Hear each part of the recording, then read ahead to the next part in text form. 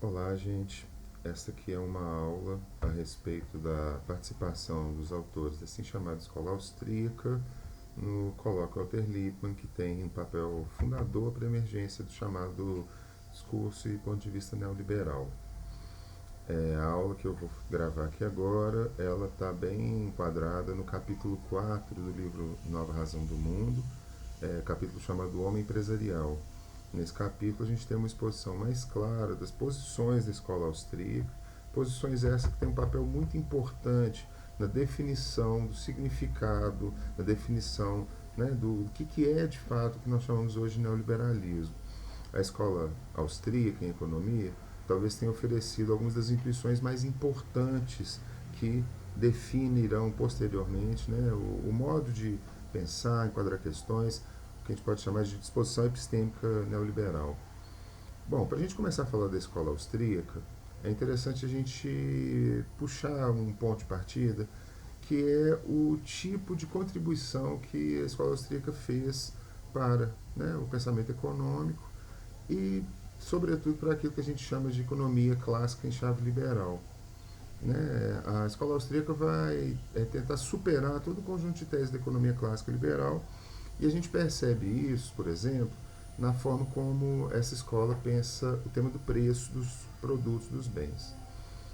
Para a escola liberal clássica, o preço de um bem ele é formado por uma associação entre o valor que é investido na produção e as expectativas que se investem no bem por conta das necessidades que ele pode cumprir, resolver.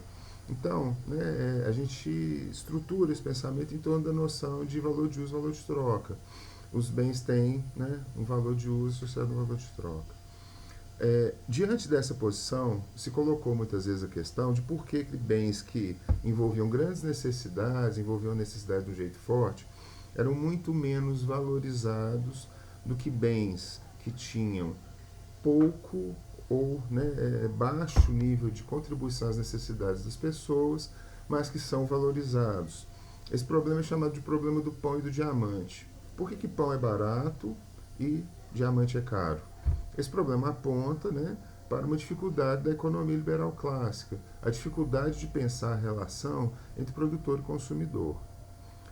A escola austríaca vai tentar superar essa dificuldade, fazendo uma afirmação muito forte do papel dos consumidores como figuras importantes na consideração de como que um preço é formado e como que, né, esse produto vai circular em mercado.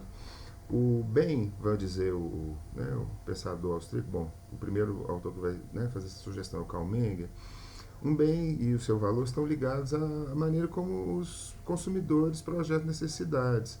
Ora, um consumidor, ele não sente que ele precisa necessariamente de comprar um segundo diamante quando ele já comprou um primeiro.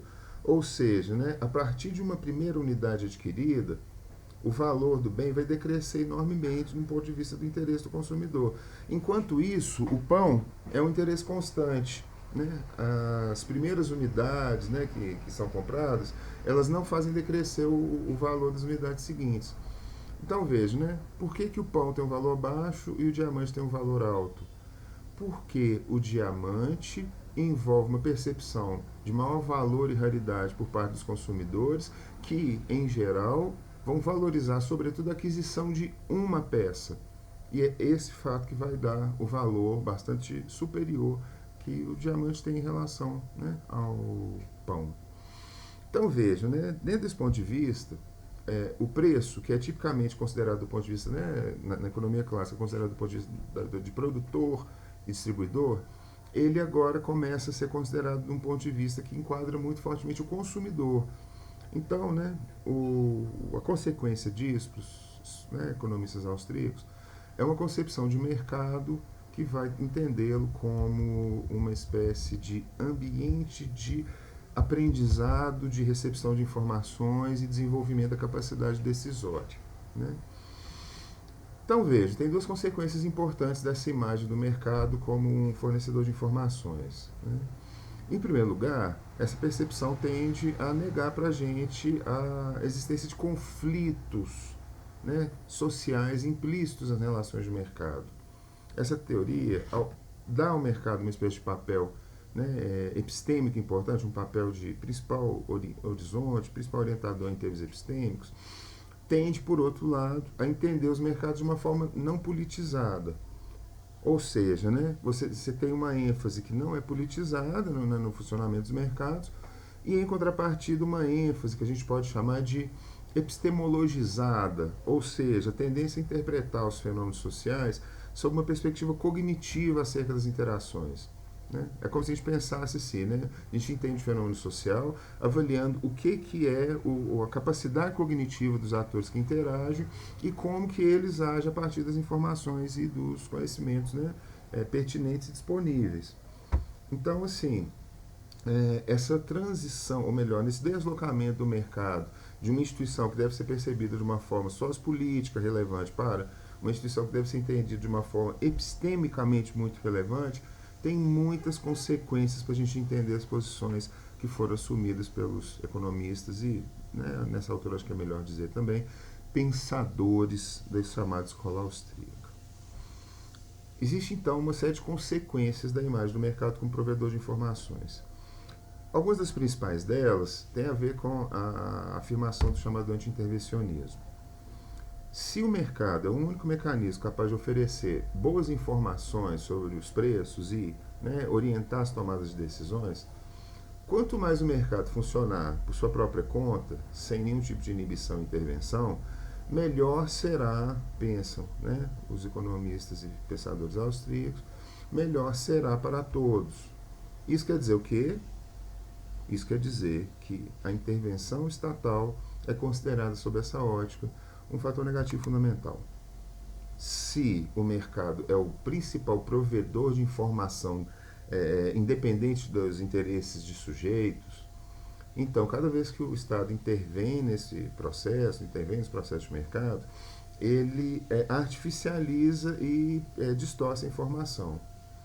Aqui, então, vejam, né, há uma reabilitação muito clara da ideia de um mercado baseado em laissez-faire. Mas essa valorização, ela é diferente da forma como, né, se apresenta, por exemplo, no caso da escola liberal clássica. Né? O laissez-faire aqui é defendido de uma outra perspectiva, não como um princípio que permitiria uma competição que levaria a uma harmonização no mercado, mas, né, o laissez-faire, a ideia de deixar o mercado maximamente livre aqui, envolve a valorização da concorrência e envolve a valorização da empresa enquanto uma espécie de modelo para o restante da sociedade. Essa percepção, né, que os economistas austríacos projetam foi muitas vezes atacada como uma espécie de subjetivismo que negaria qualquer tipo de papel do Estado enquanto enquadrador, enquanto elemento de compreensão da realidade social e econômica. No entanto, né, assim, existem muitas respostas para essa crítica. Né? De fato, essa crítica tende a desvalorizar um pouco a maneira como, né, os pensadores austríacos formularam as questões. O pensamento desses autores envolve uma crença muito forte em dois tipos de processos. Nós podemos chamar esses processos de processos destrucionistas e processos que a gente poderia chamar de construcionistas. Os economistas austríacos vão propor que existem duas tendências básicas que sociedades podem adotar com relação aos seus mercados. Uma dessas tendências é a adoção do Estado enquanto um ator que interfere regularmente na dinâmica dos mercados, e essa, né, a atitude, esse desenvolvimento, na visão dos economistas austríacos, produz enormes riscos. Basicamente, a tese é, né, o Estado intervém no mercado, essa intervenção gera distorções, essas distorções vão gerar uma nova necessidade de intervenção, e cada uma dessas intervenções nos mercados, vai sugerir em particular aqui Ludwig von Mises, gerará uma maior alienação da liberdade dos indivíduos. Cada vez mais que os Estados intervêm, mais eles capturam as escolhas dos indivíduos, impedindo que os indivíduos atuem com liberdade em relação àquilo que o mercado lhes oferece para eles entenderem e pensarem. Do outro lado, existe o que a gente pode chamar de processo construtivista e que está muito ligado, né, a uma descrição, né, favorável, elogiosa ao capitalismo. E esse segundo movimento é tipicamente encadeado pelo empreendedor. Né? É, eu queria lembrar uma coisa antes da gente seguir aqui, né, essas duas, né, ideias, né, de processo construcionista e destrucionista. Eu queria lembrar uma coisa que é um fato histórico. De fato, nós não temos exemplos históricos da tese construcionista de modo algum.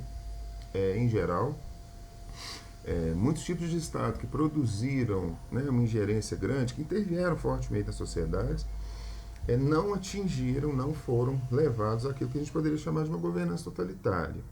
Não existe, né, é importante assinalar isso, uma prova histórica da tese destrucionista.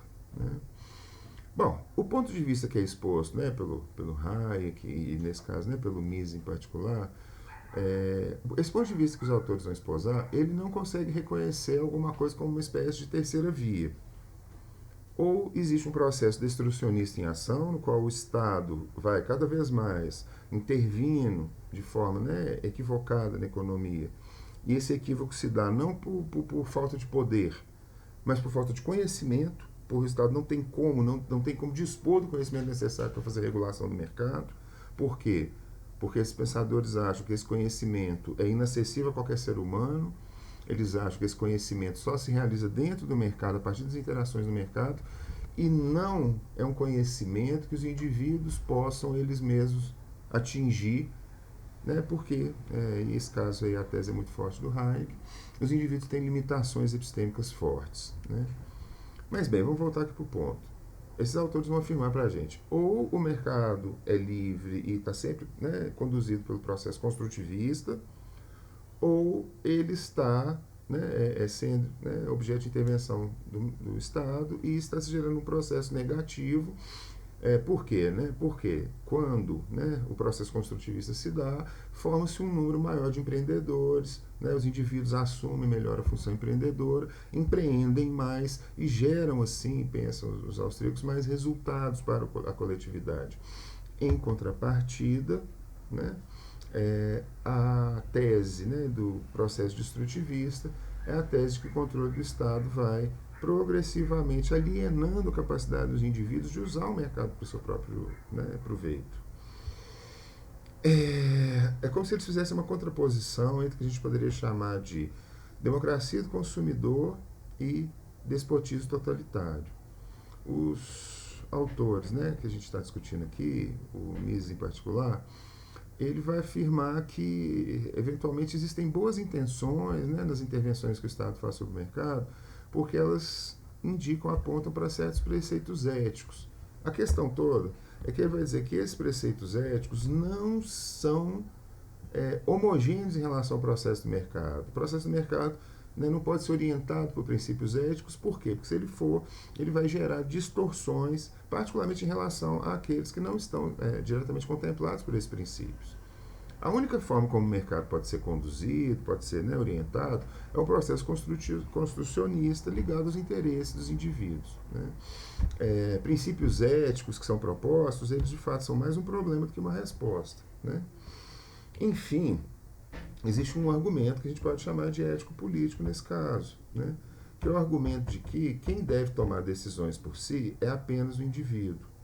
É o argumento que a gente vê, né, depois desaguar na ideia que aparece no libertarianismo filosófico, de que o paternalismo, né, não pode ser adotado pelo Estado. Né? Assim, o Estado não pode agir com os indivíduos como se fosse um pai. É o indivíduo que deve ser responsável pela sua própria sorte e é o indivíduo que deve definir por si mesmo aquilo que é bom para ele. Né? Então vejam, né, assim, você tem uma ideia aqui que é a construção de um certo modo de comportamento, de um certo estilo de comportamento e a justificação de que esse estilo de comportamento deve ser adotado. A gente pode chamar esse estilo de comportamento de comportamento com viés empreendedor. Né? Enquanto, né, os outros participantes do colóquio Walter Lippmann, que estavam ali, né, por exemplo, ordoliberais, vão acreditar que o Estado deve, em alguma medida, oferecer recursos para a formação do indivíduo. Enquanto isso, a escola austríaca acredita que quem oferece mesmo possibilidades formativas para os indivíduos é a concorrência e o mercado. Né? Os austríacos não têm uma mesma concepção de concorrência que a concepção de concorrência que a gente percebe, por exemplo, na economia liberal clássica. Na economia liberal clássica, a concorrência é menos entendida como algo que, por assim dizer, gera uma espécie de mobilidade, mas sim é entendida como uma espécie de modelo, paradigma, a partir do qual nós devemos analisar os comportamentos dos agentes dentro dos ambientes econômicos, mas espera-se que esse comportamento irá sempre atingir um certo patamar que a gente poderia chamar de um equilíbrio geral.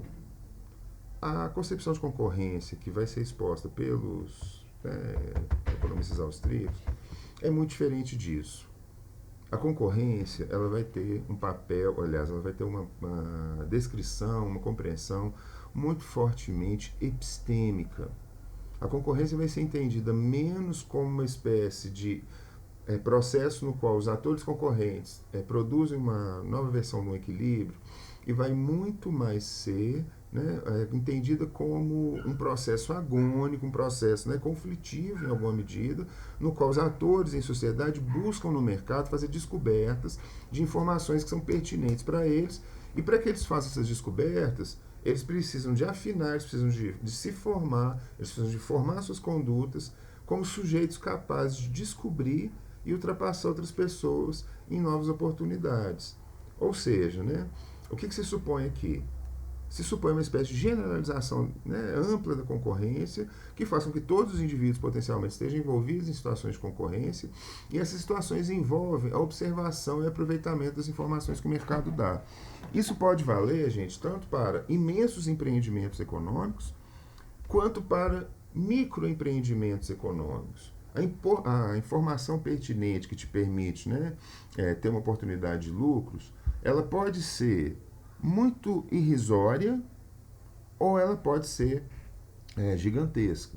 Eu vou contar uma história pessoal para vocês. Quando eu era muito novo, eu era muito duro. E eu tinha muito pouco dinheiro sempre. A situação era tensa. Então, o que acontece? Eu gostava muito de livros, sempre gostei. Eu comecei a perceber que eu podia comprar livros em alguns lugares e vendê-los em outros por um preço um pouco mais caro. Meu lucro, gente, eu vou ser sincero para vocês, era muito baixo. Livro, você sabe, nunca valeu muita coisa. Mas eu lucrava um troquinho com isso. Então, o que eu descobri? Uma micro oportunidade de mercado de vender livros usados para sebos com um preço um pouquinho mais caro que eu tinha comprado. Então, percebam, assim, você tem uma ideia aqui que não é só uma ideia de um envolvimento econômico, Você tem uma ideia aqui na qual toda a ação, todo comportamento, toda atitude, tudo aquilo que os indivíduos fazem, tudo aquilo em que os indivíduos se engajam, de certa maneira tem